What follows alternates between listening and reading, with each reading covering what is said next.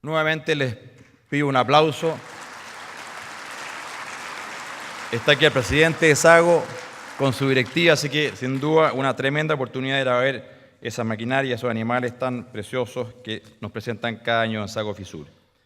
Ahora sí, comenzamos con las charlas de esta mañana. Como bien explicó el presidente de la Sociedad Nacional de Agricultura en su discurso, en este seminario se abordarán las políticas públicas, las lecciones aprendidas y así como también hacia dónde se debe direccionar la mirada para el desarrollo y bienestar del país. Para comenzar, invito a los expositores del primer panel titulado Arados Estructurales 1960-2014, Lecciones aprendidas, y para ello voy a ir nombrando y les pido por favor que se suban aquí al escenario a don Alberto Valdés, don Alfredo Moreno, don Emilio Taladriz, don Harald Beyer y don Jorge Quirós, a quienes pido también un aplauso para ellos, por favor.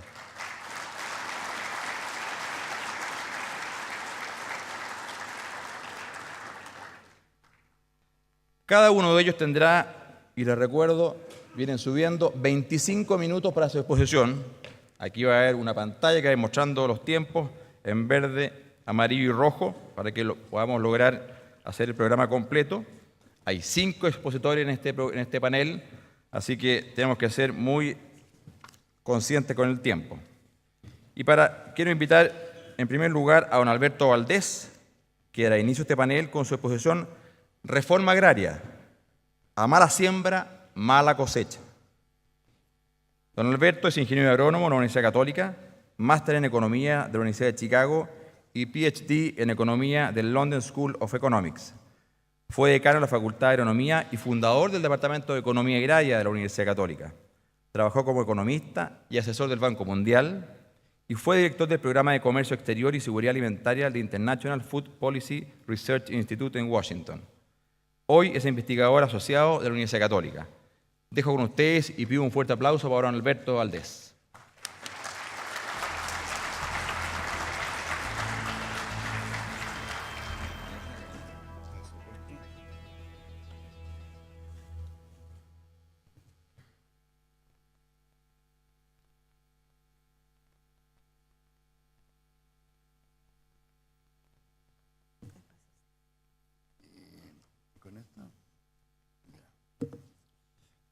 Muy buenos días y muy agradecido por el honor y la invitación de la Sociedad Nacional de Agricultura para esta presentación.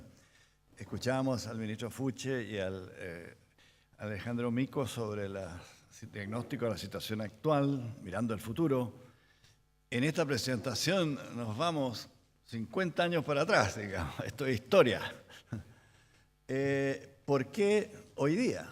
Bueno, uno, pues se celebran los 50 años de la ley este otro año, pero la otra es porque pueden haber lecciones de esta política pública que fue tan profunda, de tantas implicaciones que pueden tener relevancia hoy día. Yo voy a dividirla básicamente son 3 temas. Primero, tratar de identificar cuáles eran como los grandes objetivos de la reforma agraria, ¿no es cierto? Luego, a mi juicio, 2 importantes debilidades del diagnóstico y la implementación del programa. Y tercero, hay un contrafactual, ¿qué se podría haber hecho alternativamente? Hubo 4 fases de la reforma agraria, ¿no es cierto? Comenzó con el presidente Alessandri, un programa pequeño, y luego se acentuó, esto sin mencionar la reforma de la Iglesia, el cardenal Silvio Enrique y Manuel Larraín, que fue un caso muy interesante en pequeña escala. Pero la reforma del presidente Frei Montalva realmente es cuando comienza el programa grande, que se acelera muchísimo bajo el presidente Allende, y luego lo que a veces se denominaba la contrarreforma bajo el gobierno militar. Yo creo que en los 60, como lo planteo ahí, la reforma agraria era inevitable, digamos. Había un gran apoyo a la reforma agraria de los partidos demócrata cristiano, socialista, comunista, de gran parte del obispado de la Iglesia Católica, del gobierno de Estados Unidos, que puso explícitamente mucha presión condicionando préstamos a Chile de que hubiera una reforma agraria.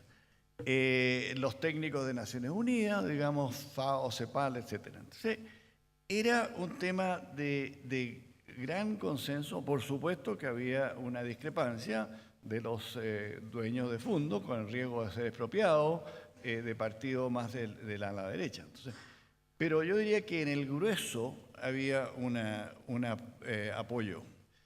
Y entonces nos lleva a ¿por qué esta preocupación que venía ya de los 50, digamos, y que se dio en varios países de América Latina? Y yo creo que no hay un consenso de un diagnóstico de la reforma agraria en Chile. Por supuesto hay versiones diferentes, digamos.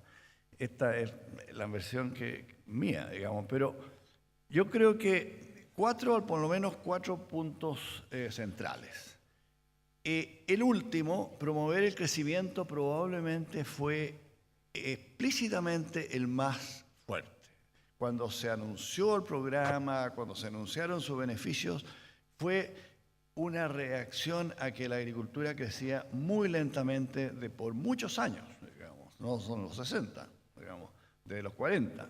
Entonces, y había una gran preocupación por la importación de alimentos, etc. Entonces, había un aspecto, era una situación del campesino, del inquilino, con mucha dependencia del patrón del fondo, que era una situación difícil de verla como sostenible. Hay que acordar que en esa época el inquilino vivía en el fondo, entonces estaba muy desconectado del mercado laboral, de los pueblos, en parte porque habían muy malos caminos, había muy mala conectividad. Entonces, el que viviera en el fondo no era un capricho, digamos, un deseo, es que no había muchas alternativas. Entonces, incluso la escuela era en el fondo. O sea, había una situación que difícilmente puede ser razonable, sostenible a largo plazo. Y aquí yo creo que la política pública que había fallado en parte era de infraestructura, para haber dado, digamos, una conectividad, y también de educación, porque había los programas de educación en el agro eran muy, muy limitados. Entonces, ese primer punto. Segundo punto, una situación de ingresos muy bajos en el campo. Pero si uno ve las cifras, Chile era muy pobre en esos años, el ingreso per cápita de Chile era muy bajo y el nivel de pobreza en áreas rurales era extremadamente alto. Entonces, había una situación indudablemente de mucha pobreza, pero también había mucha pobreza en las áreas urbanas. Entonces, no era una cosa como la causalidad de esto, es difícil de determinar. Pero el hecho concreto es que había mucha pobreza. Entonces, se veía como un medio de redención social, un medio de mayor dignidad del campesino y mayores ingresos. Ahora, es curioso que la reforma se concentró exclusivamente en el inquilino. Ahora, el inquilino, que era el permanente en el campo, representaba aproximadamente un cuarto de la fuerza de trabajo en la agricultura. O sea que el resto quedaron fuera de la reforma agraria.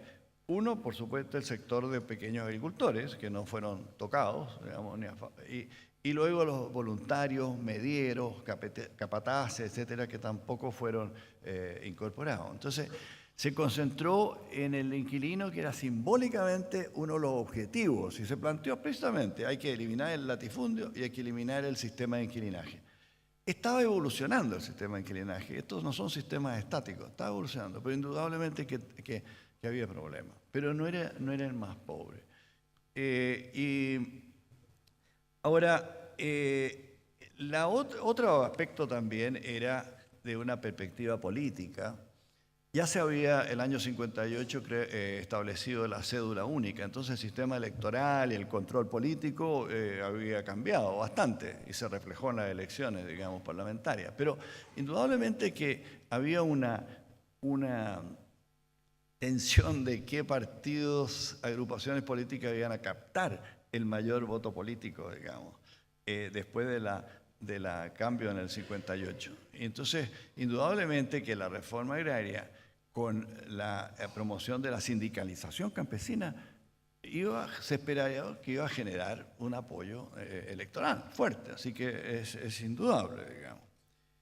Y el otro, el de promover el crecimiento productivo. Muy brevemente, la evolución, la reforma agraria bajo Frei Montalva se implementó después de un periodo de un estancamiento bajo el presidente Alessandri. Bueno, haber varias causas. Y luego tuvo un leve...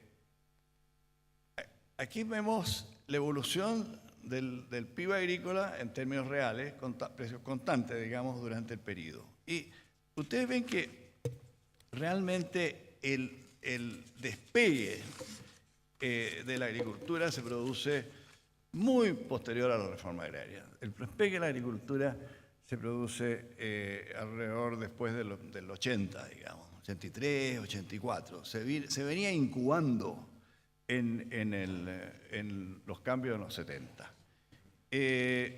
Y se fortalece y los últimos años ha seguido creciendo, pero en términos de productividad en la agricultura se ha ido estabilizando, ¿no? Etcétera. Pero vemos que en el periodo de la reforma hubo un pequeño aumento en bajo Frei en los primeros 2 años. Es como natural, un efecto de agricultores intensificaron, y hay estudios sobre eso, para disminuir la probabilidad de ser expropiados. Perdón.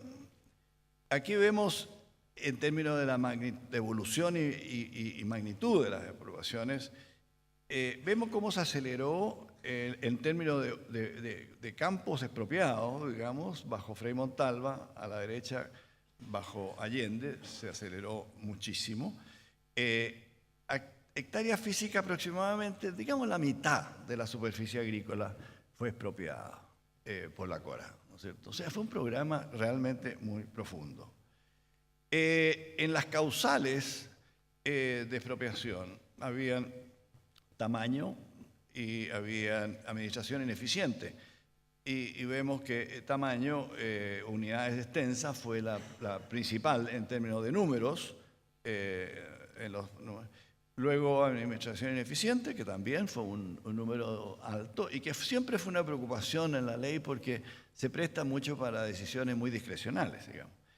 Curiosamente, hubo muchos predios ofrecidos a la CORA, digamos, muy alto el número, que era yo creo la expectativa de tener un mejor tratamiento a ser expropiado forzosamente y también obtener la unidad de reserva. ¿Se fija? Ahora, en el análisis yo planteo que creo que hubo por lo menos dos grandes debilidades en el diagnóstico. Y por eso yo pienso que hoy día la discusión de políticas públicas, digamos, el tema de diagnóstico e implementación son tan importantes. Uno, yo creo que el equipo que diseñaron la reforma agraria se ignoró el impacto que podría haber tenido en el desempeño agrícola desde los 40, los grandes cambios en la estrategia de desarrollo económico que tuvo Chile desde los fines de los 30, los 40, 50. Me explico. De haber tenido una economía bastante abierta hasta la depresión del 30, Chile cerró la economía impuso un programa con muchos controles. Entonces, ¿qué hizo? Hizo un programa básicamente de sustitución de importaciones, especialmente para el sector industrial. ¿me explica? Y ese efecto de cerrar la economía y sustitución de importaciones tiene un impacto muy fuerte en los incentivos, la estructura de incentivos para toda la economía, digamos. Indudablemente protege a algunos, pero desprotege implícitamente a otros. Y yo creo que el efecto de las reformas de la estrategia de desarrollo de los 40, 50, 60, significó el equivalente a un impuesto implícito del orden del 30% del ingreso agrícola. Y esto se concentra principalmente en el sector agroexportador. Por eso es muy interesante el gran desarrollo del sector de exportaciones agrícolas, la fruticultura, etcétera, etcétera. No bastaban crear sistemas de apoyo, etcétera, se generaron varios bajo Frei Montalva. La estructura de incentivos estaba cargada como un impuesto a todo el sector exportador, además de controles directos, y esto tenía entonces un efecto de reducir la rentabilidad, las expectativas de rentabilidad en el sector agroexportador. O sea, las políticas macro, no eran políticas agrícolas, eran políticas macro. ¿Y qué es lo que me refiero? Comercial, protección de frontera y el efecto en el tipo de cambio. ¿No es cierto? Se mencionó anteriormente. Ya se planteó a comienzos de los 60 que había un tema, se arrastraba un tema importante de desalineación del tipo de cambio. Y eso afectaba principalmente a los productos transables, como era la agricultura, y especialmente a los que no podían tener protección de frontera, como era el trigo, la leche, los exportables. Entonces había un efecto acumulado de muchos años, digamos. Entonces ahí yo creo que ese aspecto no fue reconocido. Influye de que también en la época de los que dirigieron la reforma agraria había la percepción de que la agricultura de grandes tamaños era inherentemente ineficiente. Y eso viene de Prebisch, de la CEPAL y de muchos otros, digamos, como que eran inelásticos a los incentivos, como dicen los economistas. Había una creencia. Yo discrepo totalmente, yo creo que había mucha gente seguramente que no eran tremendamente eficientes, pero que si hubiera creado una situación de rentabilidad, habría atraído mucha sangre nueva, mucho nuevo empresario, habría generado una actividad en que habría activado el mercado de tierra. ¿Se fija? Y se podría haber producido un cambio mucho antes de los 80.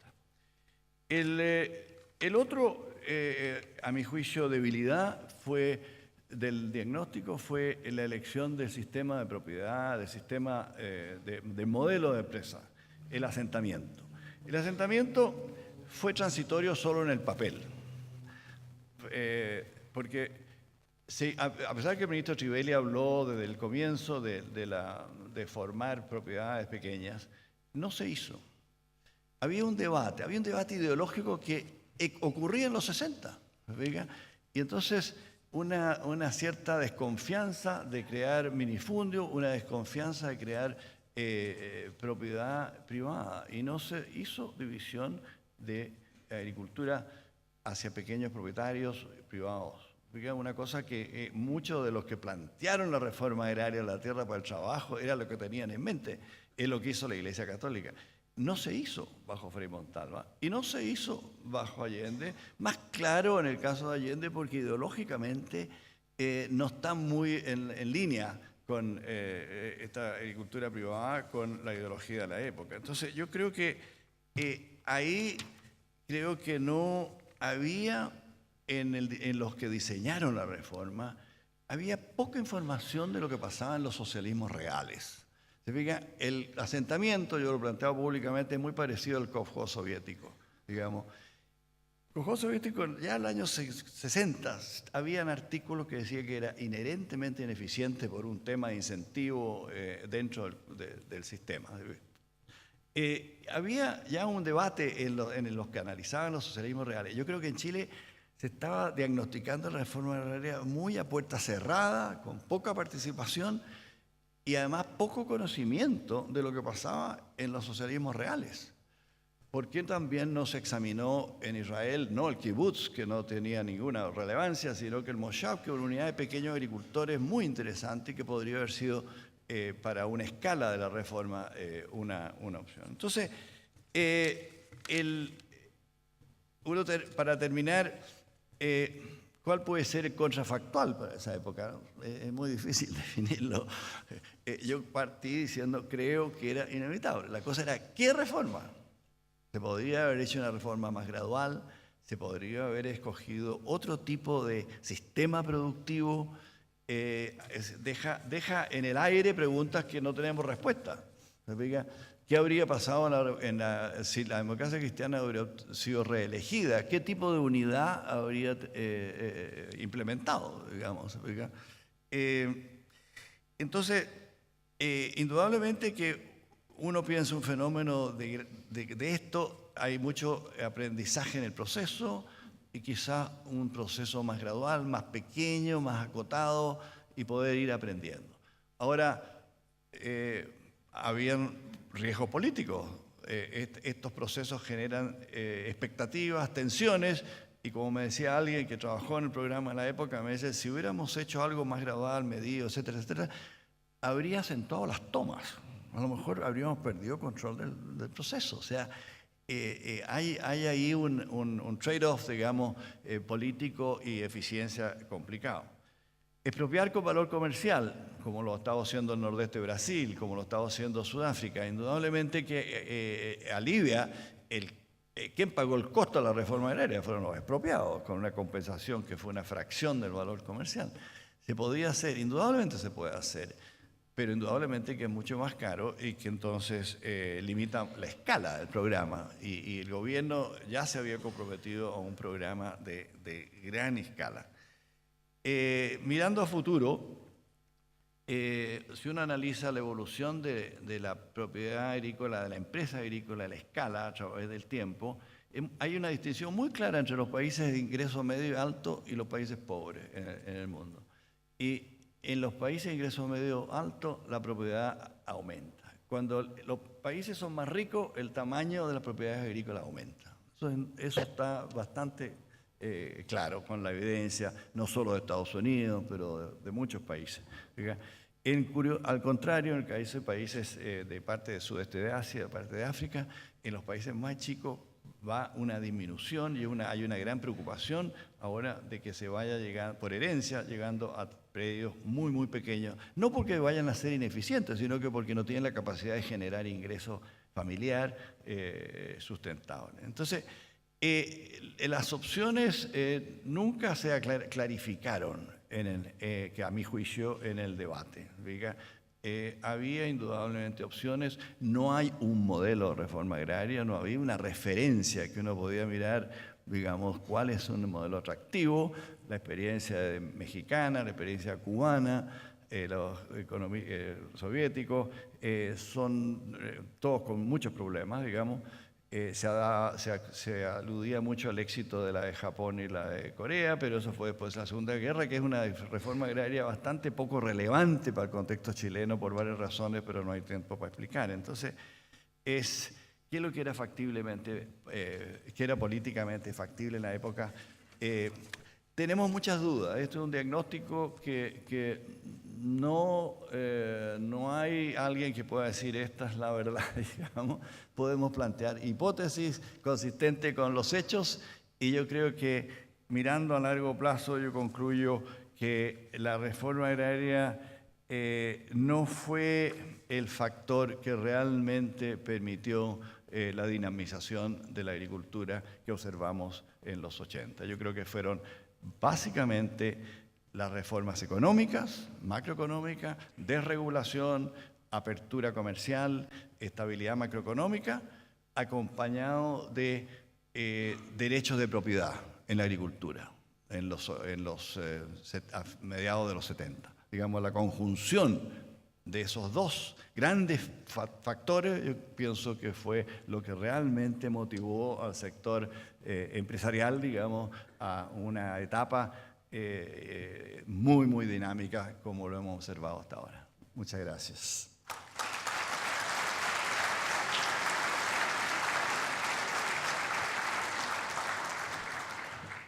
Bien, muchas gracias.